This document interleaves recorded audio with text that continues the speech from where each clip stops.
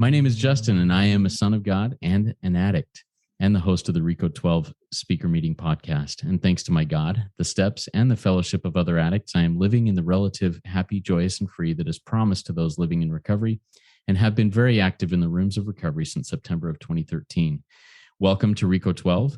We are an organization with the mission of learning and sharing the similarities of addiction of all kinds, and gaining and sharing tools and hope from others who are walking a similar path.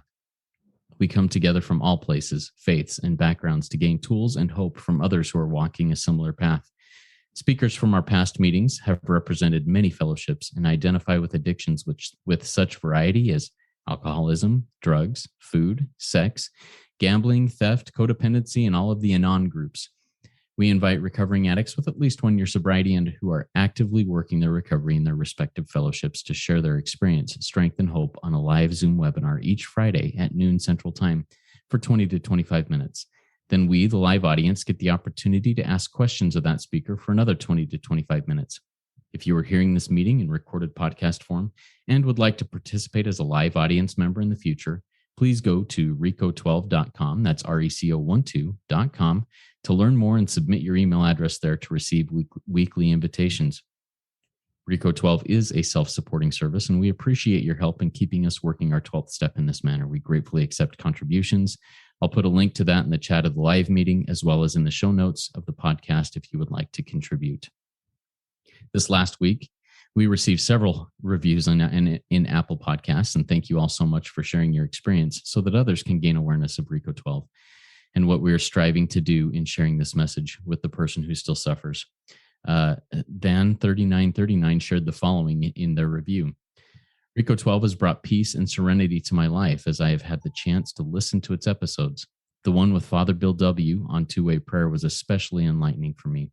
But I love knowing that I can turn to any of these podcasts when I have some time and when I need to connect with my higher power. Thank you, Dan3939.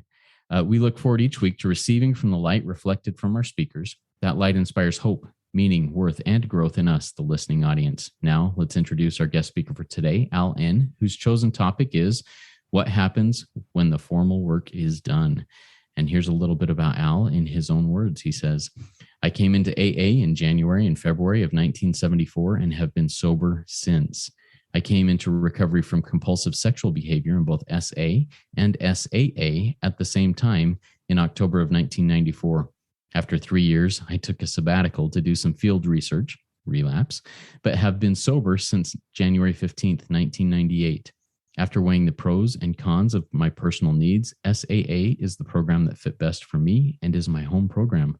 I currently attend the ARP program for maintenance, and I sponsor extensively and make many contributions at the international level. Al, the floor is yours. Take it away. Thank you, Justin. And good morning or afternoon, depending on where you are. But welcome to all of you 12-steppers out there. This morning, I rather than tell you a whole lot of war stories about my life, I thought I would take the approach of talking a little bit about what happens afterward and what a recovery looks like, maybe when we're a couple of years down the road. Perhaps some of you are working with sponsees who are a couple of years down the road, and you kind of wonder, now they're abstinent from whatever their choice is, what does life look like for them? So I have some questions today, and they're just kind of gray matter probes to have you think about exactly what goes on when we're a ways down the road in our recovery, things that will help us to stay in recovery and to stay sober. So let me begin with the first question. Are you a possibility thinker? Do you think about possibilities in your daily life, in your recovery? Some years ago, I listened to Dr. Robert Schuller from the Crystal Cathedral in Garden Grove, California, talk about being a possibility person. And his discourses for a year were about being a possibility thinker. And I walked away from that experience thinking, I really need to look at the possibilities in my life day by day if I'm going to maintain my sobriety.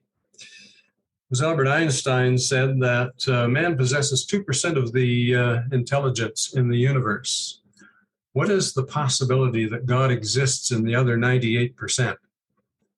I think about that and think about possibilities. And so we all talk about God or our higher power in our program.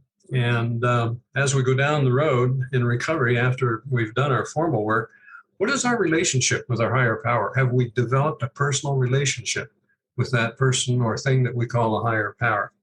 And how do we sustain that? So I think that's important. So looking at our recovery and on a daily basis and saying, what are the possibilities for today, and understanding that, perhaps that's part of your step 2. Second question, can you be captivated by an idea to which the future belongs? Can you be captivated by an idea to which the future belongs? It was Victor Hugo that said, the most powerful thing in the world is an idea whose time has come. And you say, well, give me an example. June 10th, 1935, 87 years ago, a couple of drunks got together and they decided they didn't want to drink anymore.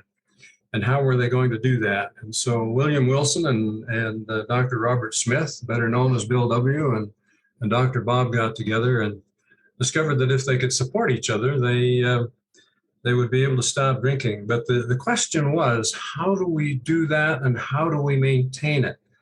I won't go into the great history of the early days of Alcoholics Anonymous. Many of you probably know the history. But in any event, the idea that came out of that relationship was the 12 steps.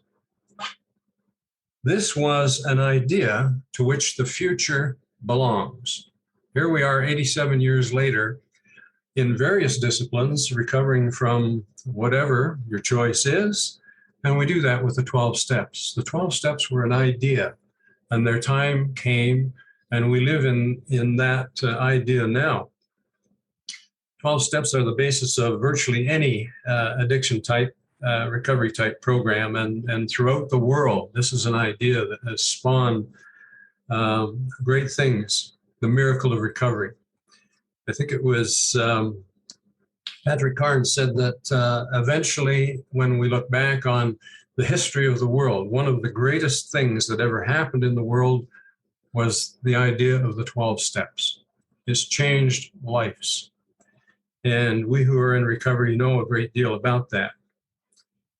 Next question, do you have a wholesome, positive attitude toward life, toward your recovery, toward your family, toward your friendships? Having a wholesome, positive attitude. I like to be around people who are wholesome, who are positive. Where do I find that? I always go to meetings and pan for gold.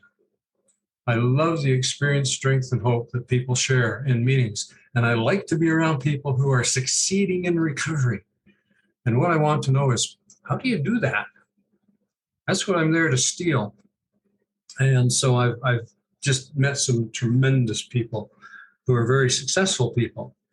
We don't measure that success in dollars and cents and the size of your house and where you live in the city and so on and so forth. We celebrate that miracle, if you will, of having a wholesome, positive attitude in recovery. Let me tell you a brief story, and I'll try and do this without much emotion. I'm an emotional person. I'm easy to tears, but let me give you an example. Several years ago, I attended the high school graduation ceremony for my daughter.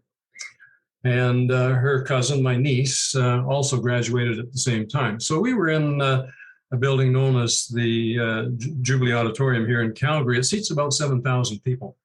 And so this particular high school, excuse me, was a big one. So this is a big production of doing the grad thing. Probably you've been to a few of them. And as you know, they call out the name, somebody trots across the stage, picks up their scroll, and away they go. And often they do it alphabetically. And so my niece's name began with an M. And as you know, my last name begins with an N. So we were quite a ways down the list. And the thing that was interesting, maybe you know from your own graduation or the ones that you've been to, you can always tell who's popular. You can tell who the jocks are. You can tell who the good-looking gals are, because those are the ones that get the whistles and the hoots and the shouts. And if you're an average type guy, you get the polite clap as you go across the stage. And so as we're sitting there and watching the events, they called out a name.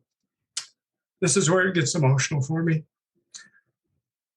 That building, and the people just jumped up and shouted and roared, and there was confetti going everywhere. And I thought, wow, I've got to see who this person is. I stood up to see what was going on.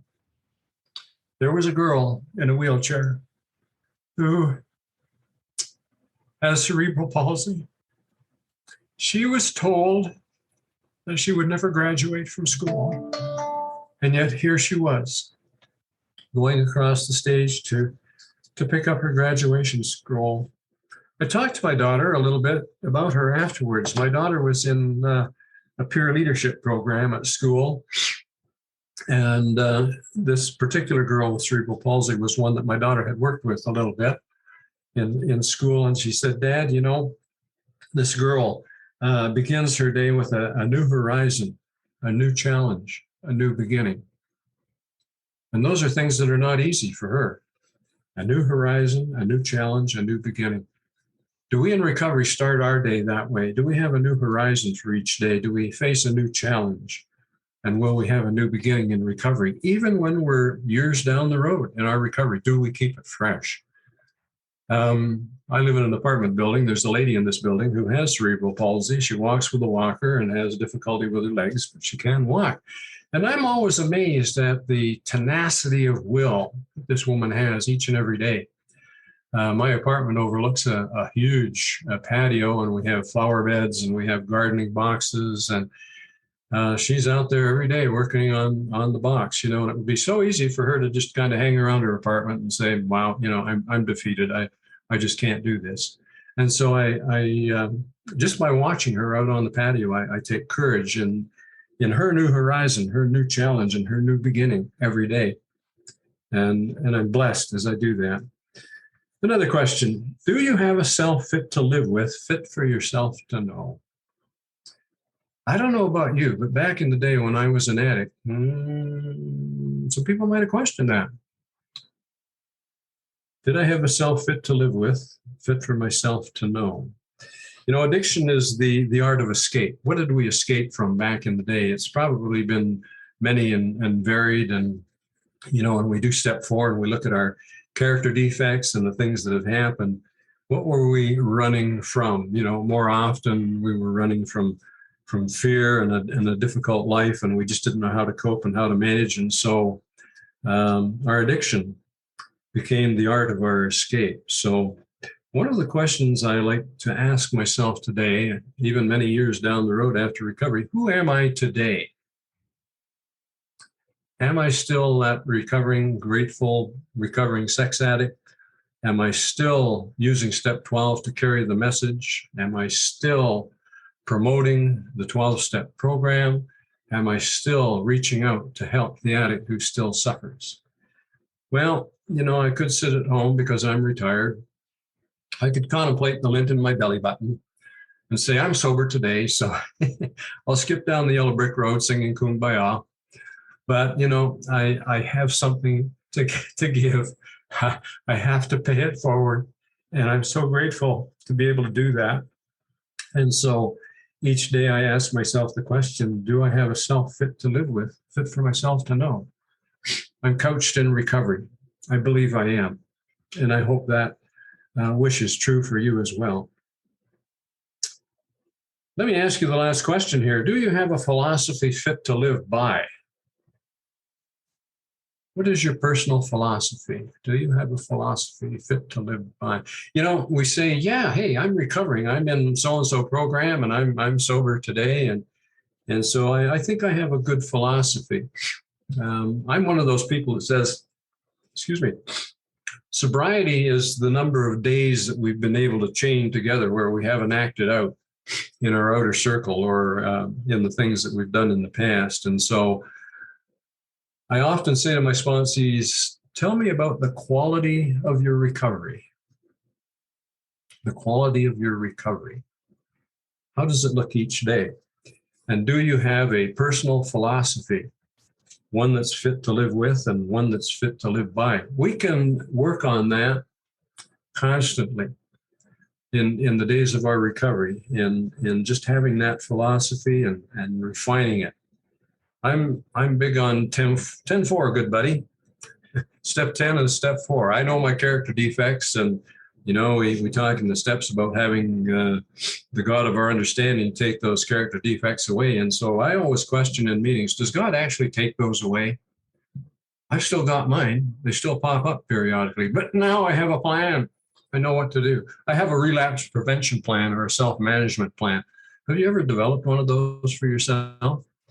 It's kind of interesting because some of the people I've worked with over the years, this is a value-added thing that I do as a sponsor. I have them develop a self-management plan. And some of my guys, in fact, have written down some brief notes, put it on a card, and put it in their wallet. When the poop hits the fan, what do? Well, do you know what to do when somebody hollers fire?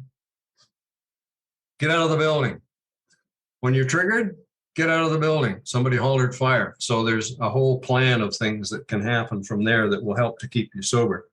And I think most of you probably know in part what that plan looks like. So having a philosophy, my philosophy is that I am able to deal with my sexual addiction if I will dedicate myself, if I am committed to the program, if I work the steps, if I stay in touch with my sponsor.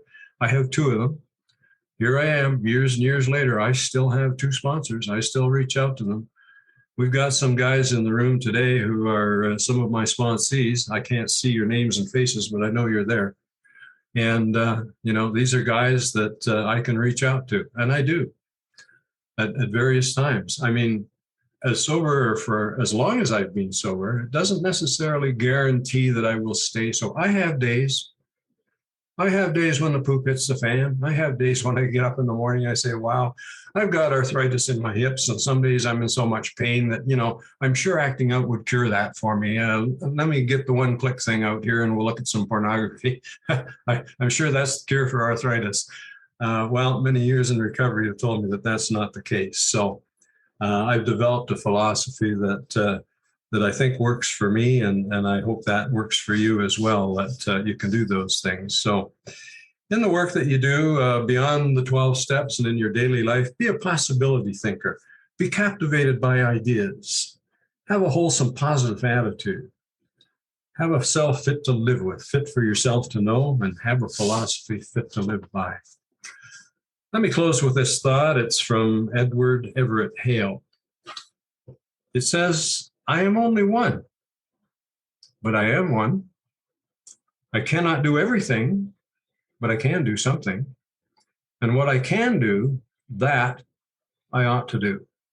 And what I ought to do, by the grace of God, I will do.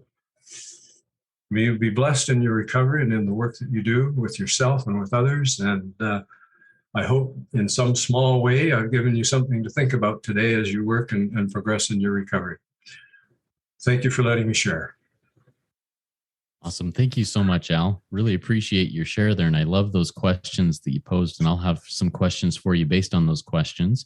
But before we get to that, I want to remind our live audience that if you have questions for Al, please type them in the Q&A link at the bottom of your Zoom window. Looks like 2 speech bubbles over the top of each other. And we'll get to those and ask him so that he can share a little bit more of his experience, strength, and hope based on those questions.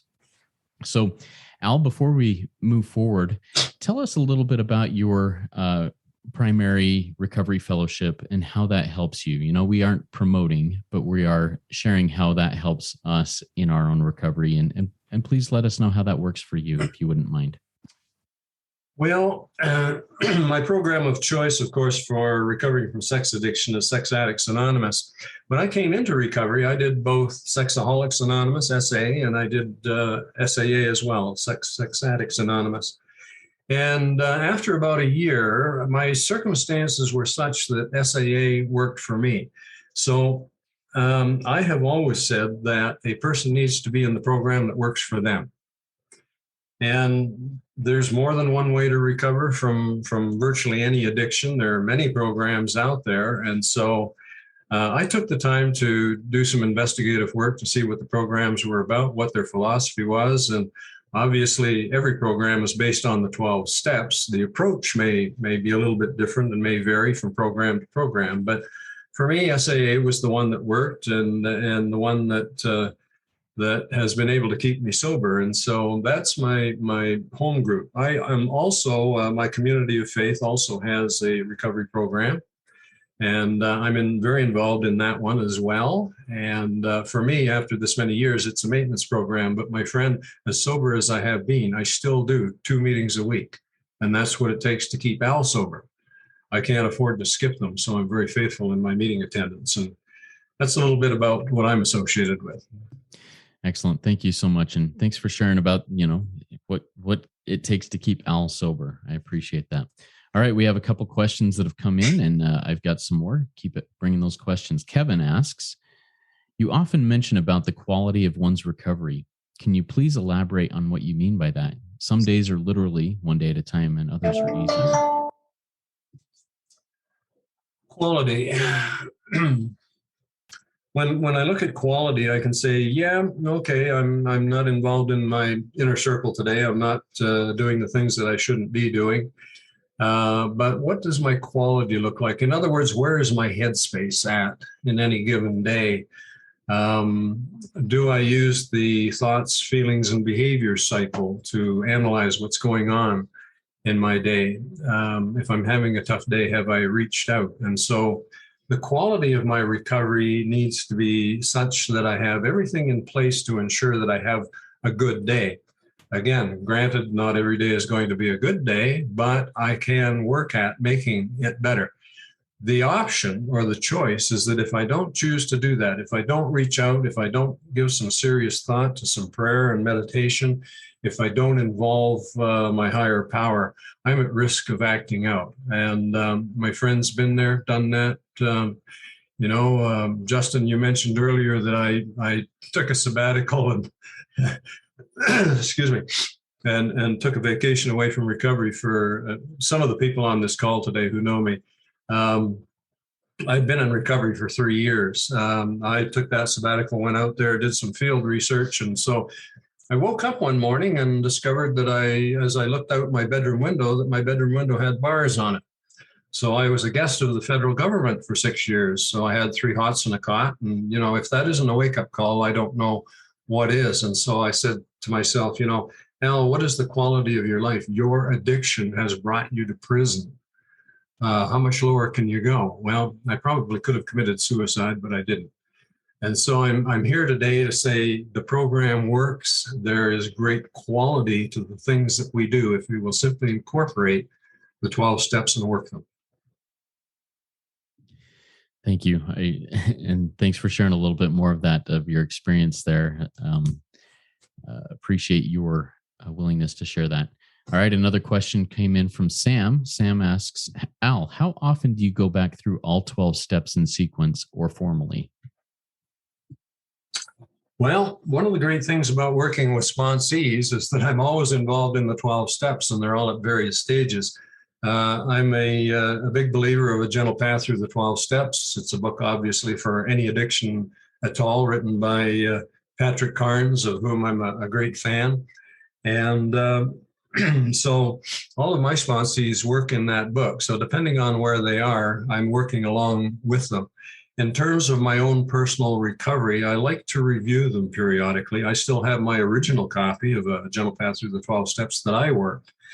And I like to look at it periodically to see what my answers were and if they're still valid or if there's things that I need to change. So very definitely there are aspects of the 12 steps that I still personally work because I need to. That's how I stay sober. Thank you. And as you mention resources and different things, I make note of those resources and I put them in the show notes of the podcast so that if anybody has interest, they can go look those up. So thank you for sharing those resources. And a question I have for you from your share, I loved those questions that you posted or that you posed. One of them being being captivated by an idea to which the future belongs. Al, do you currently have one of those ideas that you are captivated by that you are working towards in your own life? I do. I'm captivated by the possibility and the idea that there is life beyond recovery, and deciding what that is and what it looks like is important to me. I realize that I can't stay put in one place. I can't, as my mother says, if you rest, you rust. So I can't afford to do that. I need to keep moving my recovery ahead. So the idea that I can make myself as available as possible, I think keeps my recovery moving forward. Periodically, I'll get an email from the good folks at Sex Addicts Anonymous, and it'll talk about a new group that's being formed, and I'll get involved. And so, for instance, I'm involved out of Metro DC in a sponsors roundtable. It's a gathering of sponsors who discuss how we handle a particular step with our sponsees. And so I'm involved in that for some time. They're not doing it now, but out of Southern California, they were doing some speaker meetings that were tremendously powerful, and I participated in those. The International Communications Committee of Sex Addicts Anonymous is another committee that I'm not involved in now, but have been for several years to push things ahead. I think that, recovery programs, relatively speaking, some of them are fairly new. I think Sex Addicts Anonymous has been around since 1967, but it's an idea to which I was captivated. Hey, I can get over this sex addiction, and here's how I can do it. Hey, I can go to a meeting. I can hear people. If you're an alcoholic, as I was at one point in time, I was a bout drinker, so I wasn't a fall down brown bag downtown guy, but nevertheless, I had a problem with drinking, so I went to Alcoholics Anonymous. So, when you have that problem, you can kind of put your arm around your buddy and say, let's go and get blasted. But when you're a sex addict, can you put your arm around your buddy and say, I want to come to my house and look at kiddie porn? So ours is, we who are sex addicts, it's a very secret addiction, very, very much so. I mean, we just don't share that kind of information.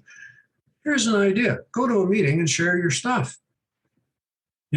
I was surprised. People hugged me. People asked for my phone number. People said, keep coming back. They didn't take me out and lynch me in the tree in front of the church. So, here's an idea to which I have been captivated, and that's the recovery program that I work in. And as I say, I'm currently doing maintenance programs with our community of faith, and those two are an idea. We're in the process of revising the manual for that program, and I was very grateful to be a participant in that. And so the idea, again, is reblossoming out of this program that the church has. And so, yeah, I like new ideas. Excellent. Thank you for sharing those. So, you mentioned that you've been sober from alcohol since 1974. What are the similarities and differences maybe of the programs you worked back then in AA and how you do things now and have over the last, handful of years that you've been doing things in SAA and in ARP? Sorry, I had a bit of trouble hearing the end of that. Oh, so yeah, I apologize. So the end of it was, what are some of the similarities and differences between the program you worked in AA and the program you work now or have worked over the last several years in SAA and in ARP? I don't know that there's a lot of differences in them. I mean, obviously, we're dealing with a different addiction, and I have always said this, that it doesn't matter what the addiction is. The acting out behaviors are an outward manifestation of an inner problem, and it's the inner problem that we have to deal with. And I kind of remember in AA, they jokingly say, why isn't one of the 12 steps? So I wasn't so sure that I needed to know why I was drinking, but in fact, I did. So it's interesting when I came into recovery as a recovering sex addict and discovered that in step 4, answering the question why, we do step 1, Then we get to step 4 and say, why did I do these things? Dr. Phil says, what were you thinking? And I said that to myself, what were you thinking? So, it was a little bit different. And of course, my experience was such that I really needed to get very serious about my recovery work now. But the 12 steps are the 12 steps. And I think it depends on how prepared we are and how we approach it. And definitely, I'm huge on sponsors. It really depends on having a really good sponsor. And I have always said, don't look for a sponsor, listen for one. And I've been blessed over the years. My father was my longest sponsor. He's now since passed. And I have other sponsors. I have a program sponsor and a spiritual sponsor. My spiritual sponsor deals with my spirituality and the inner me, the inner child, so to speak. And so I'm grateful to have still a sponsor. Excuse me. I don't know whether Steve's on the call today. I think he is, but I like one of his Steve-isms. He said it takes as long to walk out of the forest as it did to walk in. So, yeah, lots of work. The programs are obviously very similar.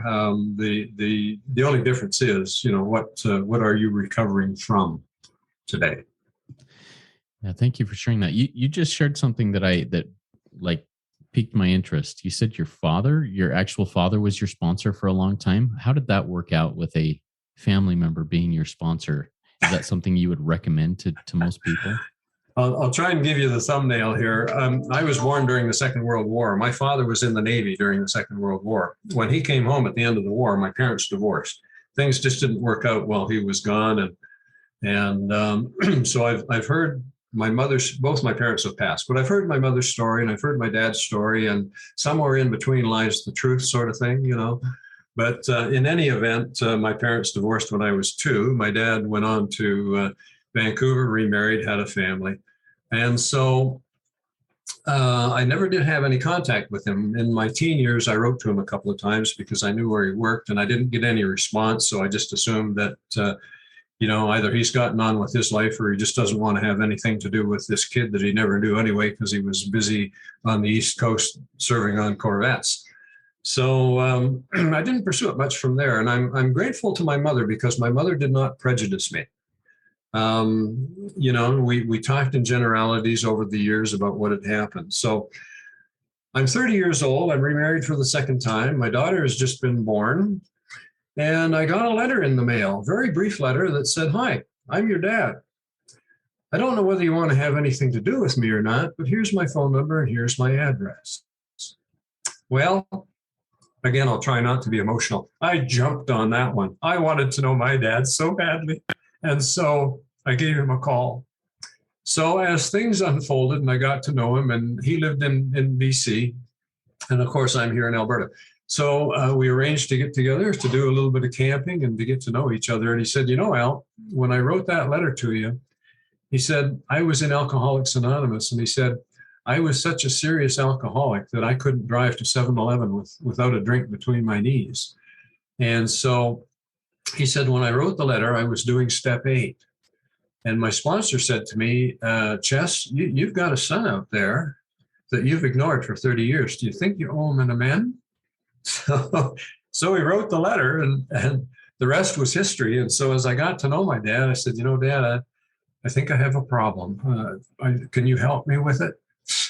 My father was Mr. AA in BC. For a couple of years, he was the whatever from the New York office. He went to all the roundups. He was a frequent speaker and just a great all-around guy. So more times than not, he said, Al, don't take yourself too damn seriously. So that worked out really well. And he was my sponsor until he passed. And then, I came up with a new sponsor, and that's another story probably for another day. Very good. But so on that note, would you recommend that somebody would typically seek out the sponsor from a family member, like father or spouse or anything like that? Is that something you would ever recommend? Well, I suppose there's some pros and cons to it. When you look for a sponsor and you listen for a sponsor, you might be getting the butcher, the baker, the candlestick maker, or the chancellor from the university. Who knows? we can only go on the basis of the experience that our sponsor has had. And so choosing a sponsor, I think, needs to be done with a great deal of caution. And I think we've all probably gotten into that situation where we think, oh gosh, I can't fire a sponsor, I can't change sponsors, I have to be loyal, I have to be faithful. And I've always said, hey, we're talking my sobriety here. I need somebody that can support me, that can mentor me, that can guide me. I've always said that, recovery is like giving instructions to a blind guy in a minefield. And so I need all the help I can get to get through my addiction. When it comes to being a family member, I appreciate that I hadn't known my father for 30 years. And so when we first met, he was a stranger to me. I knew nothing about him. And so as time progressed, obviously, we got to know each other. And so because we lived in two different provinces, we'd get together at least once a year, spend some time camping. He'd bring my stepmother, and I'd bring my wife and my daughter, and we'd have a good time together. And through the course of that time that we were camping together, my father and I would take some alone time to kind of bond as father and son and as sponsor and sponsee. So my personal, to answer your question, that's a long answer, isn't it? To answer your question, I do go on, just ask my friends. I think we have to be careful about who we select as a sponsor. I think that if a family member is appropriate, go for it. I'm more inclined to say, no, we need somebody who's not invested and attached in our personal lives so that they can be objective. And I think, excuse me, that's one of the big things about being a sponsor. A sponsor has to be objective in dealing with helping you to get through your recovery. So it's not impossible. In my case, it happened until my father passed, but it's certainly worth considering is this a good thing or is it not? Yeah, thank you for sharing that. And I think I tend to follow that same thinking that an immediate family member may not be the best choice because of that objectivity and being able to call me on my garbage when I'm being dishonest without, worrying about, what does this do to our relationship? I was going to say, I don't know about you, but probably most of my family and friends were my enablers and codependents. They're the people that looked the other way when I was doing my stuff. They didn't know what I was doing, but they had an idea. Yeah, I think there's some truth to that. Very good. I love how you brought up this story with the young woman who graduated high school and you called it the new horizon, new challenge, and new beginning each day. How do you keep that fresh? I mean, I talked to some people who after, a year or after 5 years or someone after 15 or 20 years, recovery is just getting stale. It's the same old thing over and over again. How do you keep that new horizon, that new challenge, and that new beginning fresh for you? Well, I just gave you 5 questions on how I do that. But seriously, I'm still a possibility thinker. One of the things that saves me from going back is when I can, perhaps be triggered or something pops up on TV, I can take that moment and say, what are the possibilities here? I can choose to act or I can choose to react. Each of us will have, our technique of dealing with issues when we're triggered so that we don't go back. One of the things I like to look at is telling myself, whoa, wait a minute, what are the possibilities here? I have some choices. What is the choice that I'll make today? So it takes a while to kind of absorb this concept of being a possibility thinker, but it's amazing when you can get your head wrapped around it, where you just take that, we talk about addiction, there's that split second when we could make the decision not to act out. And so being a possibility thinker, it's that same thing. I mean, there are still things out there that are triggering for me. I have a plan. I know how to handle them now, which is different. Before I used to say, hey, in for a penny, in for a pound. But it's different now. So I have that split second when I can be a possibility thinker and say, what are the possibilities here? The possibility is that I can make a choice. I can go back or I can maintain my recovery. What's the choice going to be? Yeah, thank you so much. And you mentioned that self-management plan, that relapse prevention plan. Do you use any sort of template or anything like that in helping others develop that? Or is that just something you say, hey, let's ask some questions and answer some questions? Walk us through that process just a little bit, if you don't mind. Well, let me tell you some secrets here. I have 3 university degrees, one of which is a master's. My undergraduate degree is in behavioral psychology. So during the course of my 6 years as a guest of the government, of course, there are lots of programs available. They sent me off to the regional psychiatric center in the next province, and I'm not crazy. I've been tested. So I'm not obsessive. I don't have obsessive compulsive disorder, but I am OC. I've been tested. But anyway, long story short, I was in a high intensity sex offender program while I was there. It's all built around cognitive behavioral therapy, and that's my thing. That's my wheelhouse, is cognitive behavioral therapy. So while I was there for 8 months. The program was 8 hours a day, 5 days a week. Morning was group therapy, afternoon was programs.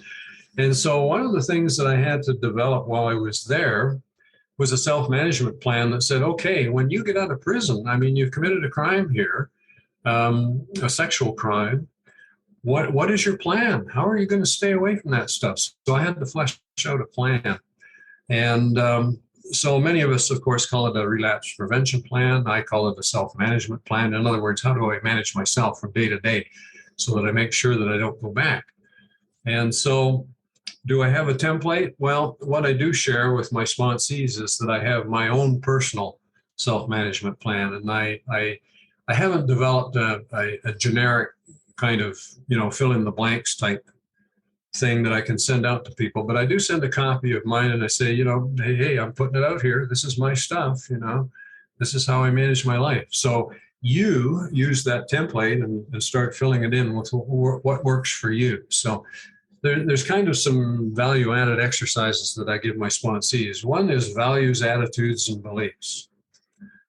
And, I part of having a philosophy, fit for yourself to know, and a philosophy fit to live by. What are your values, attitudes, and beliefs? I had them before I became an alcoholic, or before I became a sex addict. What happened to my values, attitudes, and beliefs? Well, it's a paper and pencil exercise, and I write out my values, my attitudes, and my beliefs. And so, you can call it stinking thinking if you like, but then the question becomes, okay, here I am in recovery. I've been in recovery for a while. Let's revisit this. Let's look at my values, attitudes, and beliefs. What are they now? What do I value most in life? What do I believe? What is my attitude about any given thing? And it's a good thing, like I say, to write it out and keep it, wherever. And it's a good thing to revisit. So it's one of the exercises that I give my sponsees as well. I give them the self-management plan, values, attitudes, and beliefs. Thoughts, feelings, and behaviors is another one that I'm big on. It's all cognitive behavioral therapy, and we've heard it probably under a myriad of different labels in recovery. We've probably heard people talk about it, but I stole them all. I make no apology for plagiarizing anything at all. Anybody that's on my morning blogs know that I do that. So I'm a thief of good ideas. And so those are the things that are value added when I work with sponsees. It's in addition to the work that they do in a gentle path. Awesome. Thank you for sharing that. All right. We have another question that came in from our audience. This is from Ryan. Ryan says, Al, thank you for sharing your experience, faith, and hope. On the subject of sponsors, what would you recommend doing to help encourage members in a fellowship, such as ARP or any other fellowship, maybe individual meeting that does not historically encourage formal sponsorship, to look for and listen for a sponsor without sounding like you are full of yourself or like you want to shove it down their throats? Okay. Well, as I mentioned, in my community of faith, we have a recovery program. One of the shifts that's being made in the program as they revise it is great emphasis now on having a sponsor. Just virtually everything in that program, and it's based on the 12 steps. But almost at every turn, they talk about a sponsor, a sponsor, a sponsor. And so I'm big on sponsors. I say, if you're somebody in recovery and you're doing this on your own, you're somewhat akin to the guy that goes to court and represents himself. He has a fool for a client. So, we really need the experience of others to help us get through this program. And so listening for a sponsor, listen for somebody who has something that you want, something that you think you need, something that you say that, the penny drops and you say, wow, this guy's talking about me. He's talking about the stuff that I've done. Maybe he's got some ideas about how I can overcome this. So I think it's important to definitely listen for a sponsor. Now, refresh my memory. Did I miss the gist of something there? I think I did. So the last part was bringing that up without sounding like you're full of yourself or like you want to shove it down their throats, shove the idea of sponsorship down their throats. Oh, listen, if you're in recovery and you haven't learned humility, yeah, it's I love to answer questions. I'm not a preachy kind of guy that says you shoulda, woulda, coulda. That's not my style. I'm there to put my arm around somebody and say, my friend, how can I help? And I'm a Sunday go to meeting guy, so I'm going to talk about the compassion of the Savior for a second. I have great compassion for people who are struggling with addiction, whatever that addiction looks like. Great compassion, because I've been there. I've done that. Hey, I've done stuff in sex addiction that would curl your hair. A lot of people, when they recover from sex addiction, pornography and masturbation are the entry level things. And when I first interview somebody and they say, well, I'm struggling with pornography, and I say, well, how about masturbation? Yeah, well, yeah. So I know where there's smoke, there's fire. There's something else going on.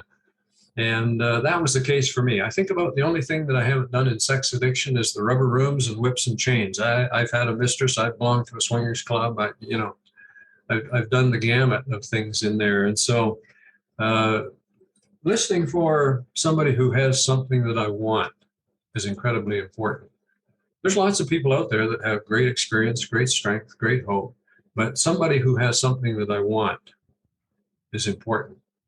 And so I need to know what my wants are up front. All right. Thank you so much. So before we wrap this up, Al, do you have any final words of wisdom that you'd like to share with us and the audience out here that will be listening? Have you got another hour?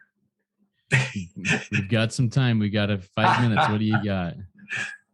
No, I'm pulling your leg. Yeah.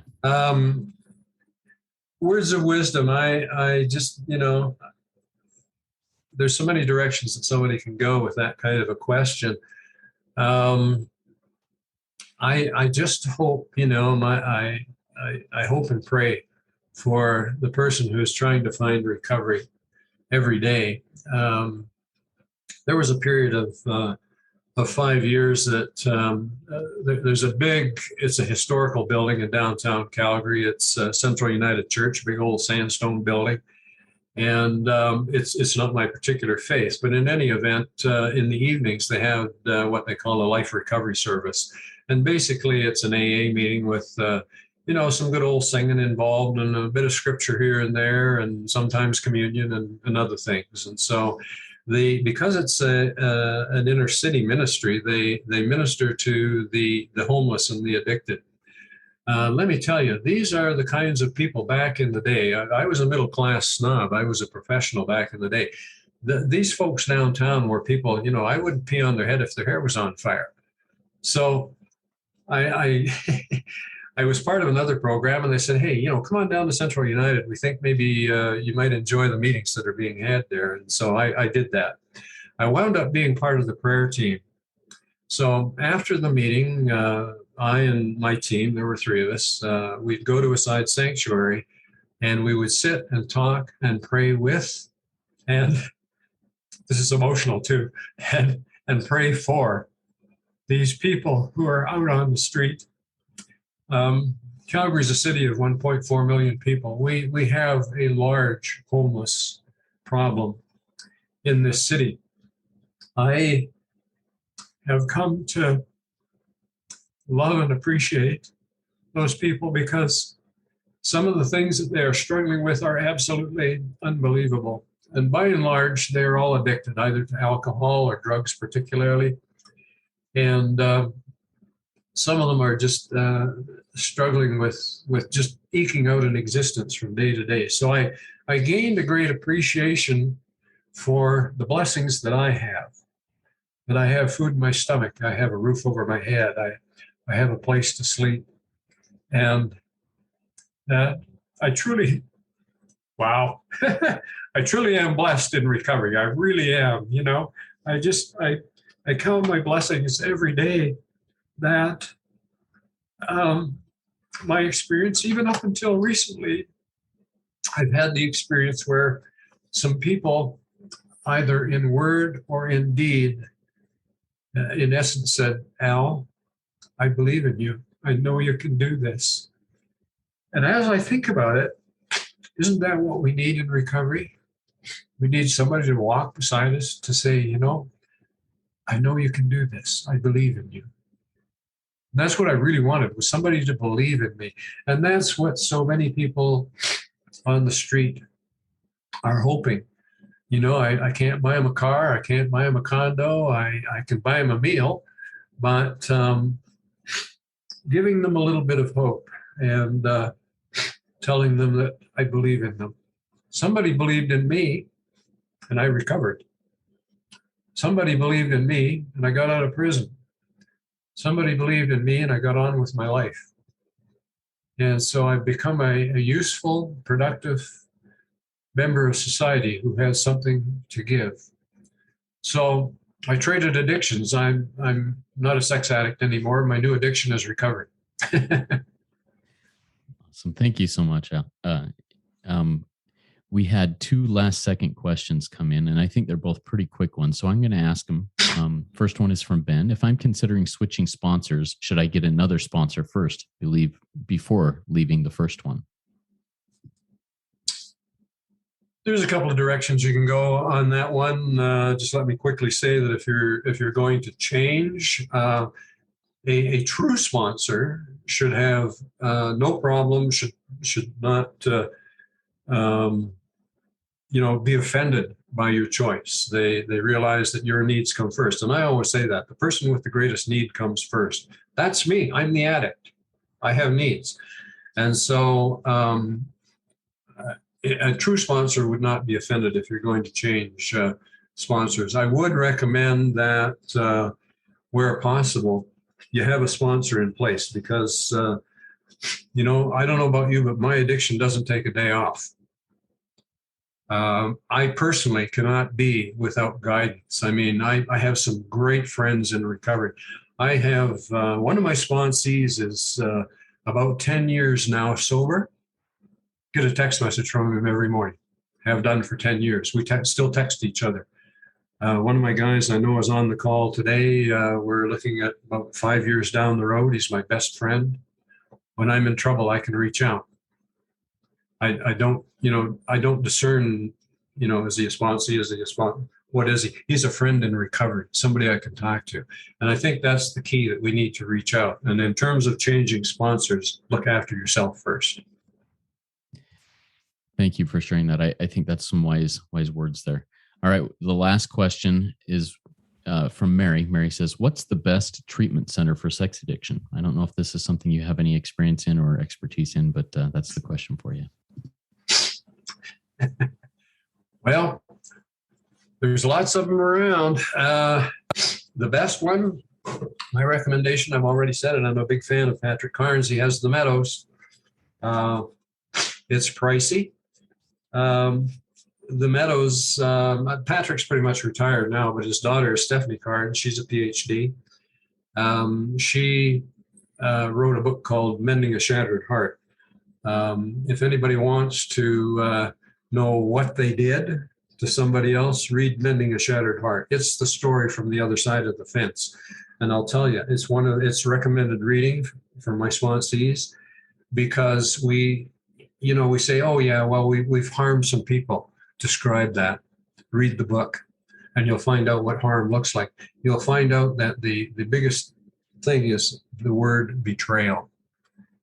It's really interesting. And I've heard stories from the other side of the fence where spouses and others have talked about that sense of betrayal that came as a result of our addiction. So, Mending a Shattered Heart is a great book. But in any event, The Meadows. But like I say, there are lots of programs out there.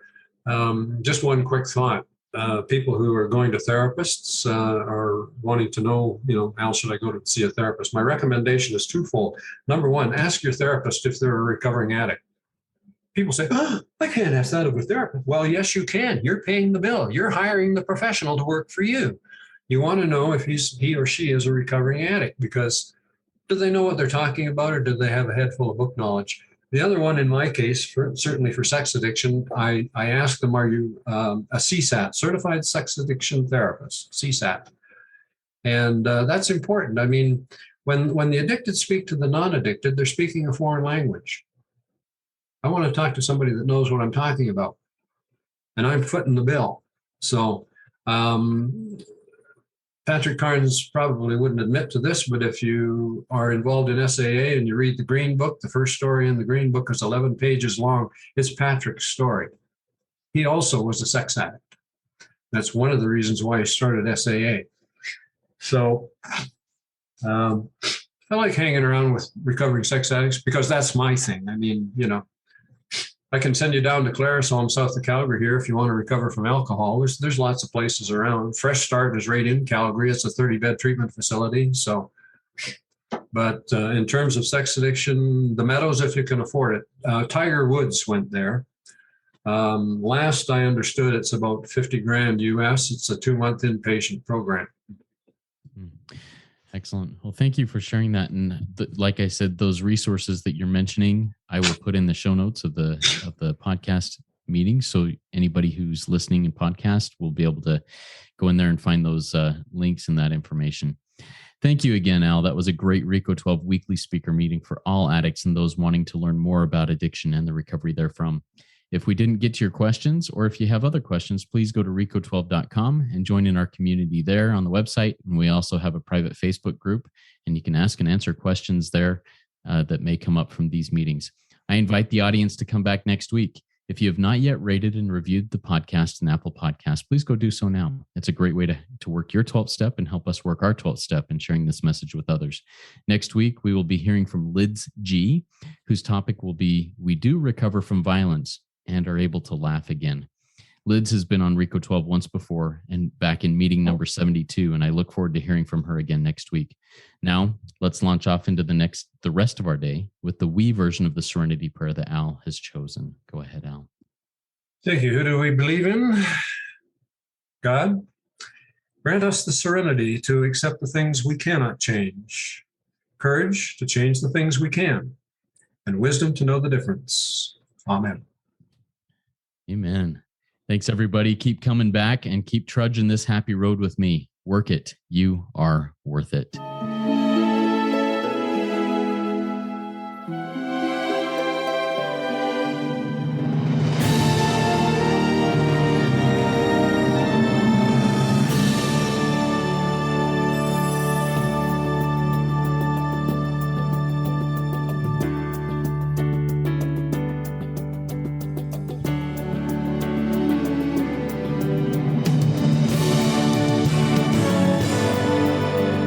Standing still a moment, carving out this time, reflecting on the landscape of this life of mine.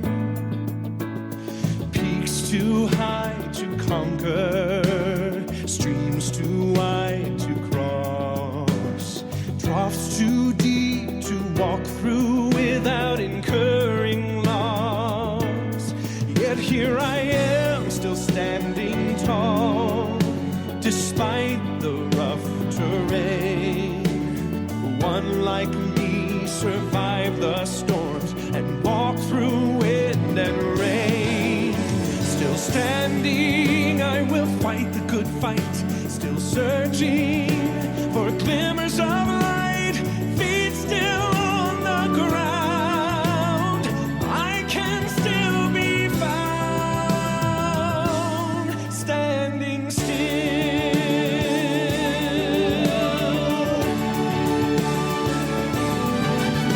My wings are torn and tattered, but I know I still can fly.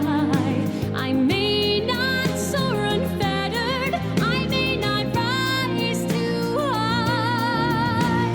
Recorded in the book of life and bind it with the seal that